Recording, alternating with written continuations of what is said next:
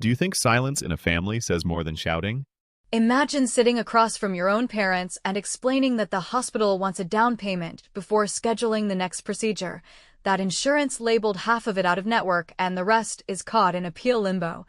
that the phone calls from billing are getting sharper, that you are not asking for a handout or a lifestyle upgrade, you are asking for help to keep the wheels from coming off, and hearing them say in the calmest voices that they love you very much but money is tight right now, and they need to be prudent because the market is unpredictable and retirement is around the corner, and they cannot take on anyone else's burden. And then, before the week is over, watching a photo pop up in the family group text with my brother in front of a pastel postcard of a beach house,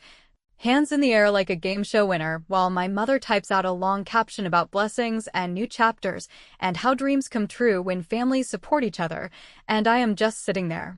staring at the screen with my mouth open, reading their words about support while my own inbox holds a payment demand with a deadline. I would love to tell you I stayed gracious, that I sent a polite congratulations and moved on, but the truth is I felt something crack that had been under stress for years, because this was not a single bad moment. This was the final straw after a long pattern of my parents calling my needs dramatic and my concerns negative while treating my brother like the sun around which all rational decisions must orbit, and as soon as I saw that house, with its cute little nickname and the smug tone of the comments from their friends, I realized I had been arguing facts with people who were playing favorites and calling it wisdom, which means you cannot meet them in the middle because there is no middle they are willing to recognize. I called my mother first, because I wanted to believe there was some misunderstanding, and she told me that a house is an investment and medical bills are expenses, that investments pay you back and expenses never do. And when I asked if survival counted as a return, she sighed in that patient way that makes you feel like a child who will not stop tugging at a sleeve, and she said, "I am sorry you feel this way," which is how people apologize when they are not sorry at all. And then she added that it is impossible to keep things exactly equal between siblings because life is not equal, and I was quiet for a long time, long enough that she asked if I was still there, and I said I am here and I am listening, and she said good. Then you know we are doing our best. I called my dad next, because sometimes he is softer, and he went straight into lecture mode about personal responsibility and how he has always admired my independence. And he said it would be a disservice to me to swoop in and fix this, because part of adulthood is learning to negotiate and to stand firm with institutions. And I asked if he had ever tried negotiating with a billing department that has a script and a stopwatch, and he said he had not, but he believed in me, which was a nice way to say he would not be wiring money, and then he pivoted to my brother's work stress and how the house was a way to give him a mental reset after a hard year, as if the rest of us were living in a vacation brochure. When I told my brother I was happy he found a place he liked, and also that our parents' decision hurt me in a way I did not have language for yet, he said I should not make their gift about me and that he did not ask for a beach house, which is the kind of line people use when they are enjoying something they know looks bad, and then he launched into a speech about how the beach house could be a place for all of us someday, which sounded generous if you ignored the part where I would be the guest in the house purchased during the same week I was told survival was not a good investment. I did not sleep that night, because every time I closed my eyes I heard my mother's voice saying investment and my father's voice saying personal responsibility. And I thought about interest rates and gift taxes and the way people in our circle love to post about family values while measuring worth with a calculator, and it dawned on me that I had been fighting for a fair hearing in a court that had already picked a winner. Which makes you the crazy one if you keep presenting evidence to a jury that does not believe your case exists. So I did something small that felt huge to me, and it was not dramatic or loud, but it was the first moment where I stopped playing along with the script. Because I pulled up the county property records for that address and saved the deed that lists my parents as purchasers and my brother as the grinning beneficiary. And next to it I saved the email thread where my mother wrote that they could not help me for reasons of prudence, and I put both files in a folder called receipts, because I was done asking for fairness in private, and I wrote a message in the family chat that said congratulations on the new place and thanks again for the clarity this week. Since money is tight on your end, I will handle my bills myself. And going forward, I will keep everything about money in writing so no one has to rely on memory. And I added a single link to the public listing with a note that said bookmarked for family records. And then I turned off notifications and sent a copy of my payment plan. 2. The hospital with a request for hardship review that quietly included a line about recent large family gifts, which is a bureaucratic way of saying that if I could not get fairness from the people who raised me, I would learn to get it from the systems they believed they could hide behind. And as I hit submit, I realized this had never been about money. It had always been about me, and that is when I decided the next conversation would not be a plea.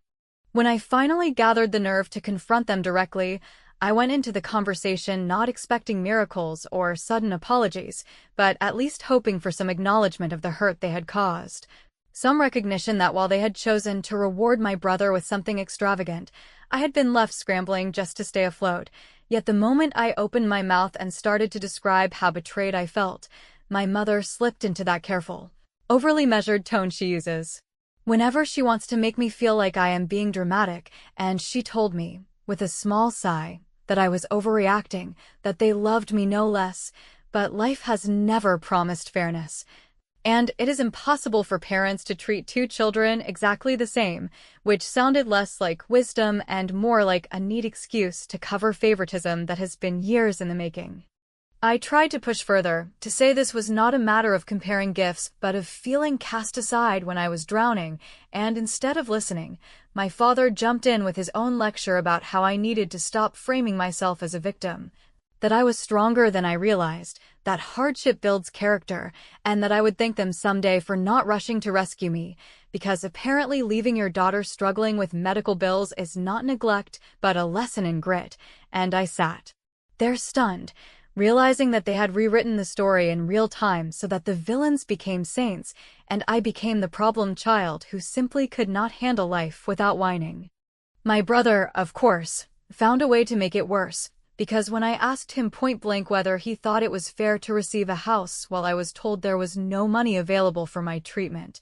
he leaned back with that smug little smirk he always wears when he thinks he has won, and he said it was not his fault if I chose to interpret generosity toward him as cruelty toward me, that I had no right to make their gift to him about me. And then he tossed in the line that has been echoing in my head ever since, that he never even asked for a beach house, as if that somehow erased the fact that he was enjoying it while I counted every dollar in my account to see if I could buy enough time to keep the hospital from sending my debt to collections. The worst part was not even the favoritism itself, because I had been living with that for years, but the gaslighting layered over it, the way they twisted every complaint into proof that I was unstable, jealous, bitter, too sensitive, always misinterpreting, always expecting too much, and by the time I hung up the phone, I was no longer just hurt but dizzy, because you start to question your own memory when three voices tell you at once that you are exaggerating, that you should be grateful, that you are the one tearing the family apart simply by naming the wound they inflicted. I sat alone that night, staring at my screen, scrolling back through years of messages, emails, and voicemails, and I realized something important, something that felt like the first real step toward regaining my balance. They had always relied on my silence, on my willingness to swallow the unfairness and carry on, and the moment I decided I was done playing that role, the dynamic would begin to shift, even if only slightly at first, because while they had money and influence and a carefully curated reputation, I had something just as powerful: memory, documentation, and the ability to tell the truth in ways that pierced their self-image. So I opened a folder on my laptop and began to collect things: the hospital letters, the texts where my parents declined to help, the announcement about the house, the smug responses from my brother, and even some older records of smaller slights and broken promises that seemed unimportant at the time but now formed a pattern too clear to ignore. And as I organized it all into neat little files, I felt the dizziness fade and a sharper feeling take its place. Not just anger, but strategy, because once you see the game clearly, you can decide how you want to play. I did not announce this to them, of course. I knew better than to tip my hand. So outwardly I said little, nodded along when they told me to be strong, and acted as though I were retreating into silence, while inside I was sketching out my next steps. Because if they wanted to pretend I was the unstable one, then I would let them talk themselves into complacency while I quietly built the record, strengthened my case, and prepared for the day when I could put it all in front of them in a way they could not deny. That night, before I finally went to bed, I wrote a single line in my journal, a reminder to myself of where I stood and what I was determined to do, and it said, "If they think I am weak, let's see how they react when weakness stops playing by their rules." And even though nothing had changed in the outside world, I slept better than I had in weeks, because for the first time in a long time, I was not begging for fairness, I was preparing for battle, and somewhere deep down I knew that the story they had been writing for me was about to take a turn they would never see coming. After the calls where they wrapped favoritism in the language of prudence and moral instruction, I stopped trying to win a debate inside a room built to make me look unreasonable and, instead, I began to move quietly in ways that did not require their permission. Because if they believed my only options were to keep begging or to disappear, then they did not know me well enough to see what I can do when I stop performing gratitude for people who confuse power with love and etiquette with decency. So I started where it mattered most and emailed the hospital's financial assistance office with a clean, dated packet that included proof of income, the appeals letters, and a short note explaining that immediate relatives had declined to help due to a significant real estate purchase for another family member during the same week, which was not gossip but context, and within a day a caseworker called who, unlike my parents, did not offer a sermon but outlined options, hardship tears, and a path that would let me breathe while I kept treatment moving without handing my future to collectors. Once I had that lifeline, I turned to the narrative they were broadcasting to the world, the one where we are a supportive clan that shows up for each other, because they count on silence to keep the fairy tale intact, and I am done supplying it. So I wrote a very measured post in the private community group where most of their friends and church contacts lurk, a simple request for anyone with experience negotiating medical bills to share advice, and I made sure to add, without heat, that I was handling these negotiations myself since my parents were unable to assist that week due to a very generous property purchase for my brother, and I ended with gratitude for resources only, no drama, no names, just facts that people could connect on their own, and it took less than an hour for messages to start rolling in, not just from neighbors I barely know but from two of my mother's closest friends who asked, in that careful way people ask when they already suspect the answer, whether the timeline I described was correct, which meant the story had already begun to mutate outside their control. While that little fire spread through the polite circles they prize, I pulled up the county portal again and confirmed what I suspected from the deed and the homestead records, which was that the new house had no short-term rental permit on file despite my brother bragging to a friend about how he planned to offset the mortgage by listing it on weekend platforms, and, because I am not reckless, I did not write an angry report or a revenge essay. I sent the Homeowners Association a quiet compliance inquiry with the parcel number asking whether short-term rentals were allowed and, if so, where to find the permit process, and I forwarded the same question to the city planning email that handles code enforcement, attaching the public listing screenshots where my brother had foolishly written that the place would be booked out by summer, which is the kind of sentence that reads like a confession when the rules say no transient lodging without inspection, tax registration, and a permit number in every ad. At the same time, I made a different kind of move, less dramatic but just as important. And I shifted our family logistics out of the shadows by sending a single email to my parents summarizing our recent conversations in neutral language and asking them to confirm for the record that, as of the date of purchase for the property gifted to my brother, they were not able to loan or gift any funds toward my medical costs, and that this position would remain in effect for the foreseeable future. Which seems cold until you have lived on the receiving end of verbal promises that evaporate, and my father, lover of process, could not resist replying with a tidy paragraph that said yes, that is correct, which I printed to a PDF and placed next to the deed because paper is the only language they do not try to rewrite later. By the end of that week, the ripple effects were visible in small but telling ways, with the church committee sending out a generic resource email about supporting congregants facing medical debt that conspicuously did not list my parents as contacts, with one of my mother's friends forwarding me a billing advocate's phone number along with a mortified note that she had no idea things were like this, with my brother texting a stiff message asking why I was dragging the family into my private choices, when all I had done was tell the truth in rooms where truth had previously been edited, and when the Homeowners Association manager replied that short-term rentals were prohibited without board approval and city registration. And the city clerk followed with a polite request for the permit number associated with the address, because an online listing had been flagged. I did not gloat or post or crow. I simply sat there knowing that the balance had shifted and that the house they called investment had just been introduced to the kind of attention investments do not enjoy. None of this was illegal, none of it was cruel for the sake of pain, and none of it required me to lie, because the only thing I had done was hold their choices up to the light in places they considered safe. And in doing so, I watched the first hairline fractures appear in the picture they loved to frame, and as I closed my laptop that night, I scheduled one more email. A straightforward request to the insurer listed on the public record asking how to report non-owner occupancy and rental activity for a policy rated as a primary residence, and as I clicked send I realized that the game they started with a house was beginning to cost them, and that by the time they noticed I was the one setting the terms. The next knock on my door would not be a lecture, it would be a plea. The first signs that their curated version of us was slipping did not arrive as some dramatic public scene, but as a cluster of quiet, inconvenient realities that refused to be managed with speeches.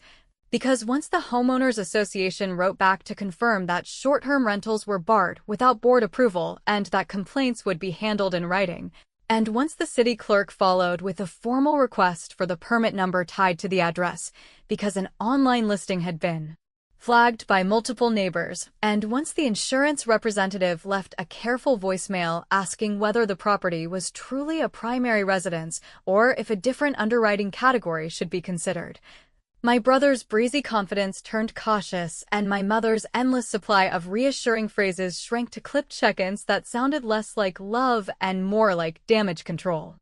I did not gloat, I did not post anything dramatic, and I did not escalate with a tantrum, because I wanted them to feel the discomfort of things moving according to rules they thought applied to other people, so I kept my communications dry and factual.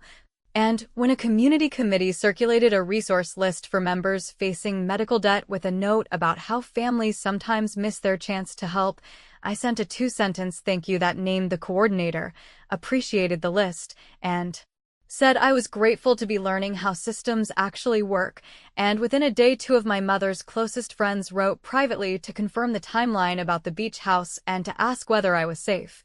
which told me that the story had already shifted from rumor to pattern and that my parents had lost control over how it would be told. Because they had insisted on process, I leaned all the way into process, and I sent my parents a neat recap email that summarized our last conversations and asked them to reply confirming, for everyone's clarity, that as of the purchase date for the beach house they were unable to provide any loan or gift assistance for my medical costs for the foreseeable future, and my father, who cannot resist tidy documents, replied with an even tidier acknowledgement that yes, that remained their position, which I saved alongside the deed and the screenshots in a folder that, by then, no longer felt like a private archive, but like the spine of a story they would never again be able to edit without leaving fingerprints. With the house under scrutiny, I did one more thing that mattered to me more than any public embarrassment could, and I filed updates removing my parents as my emergency contacts and health proxies, and naming a friend who actually shows up when I ask for help. Because I could not keep leaving doors unlocked for people who call their neglect a life lesson, and although that paperwork would never trend in a church gossip circle, it felt like the cleanest correction I could make to the dangerous idea that biology guarantees care, which it does not, and my signature said so.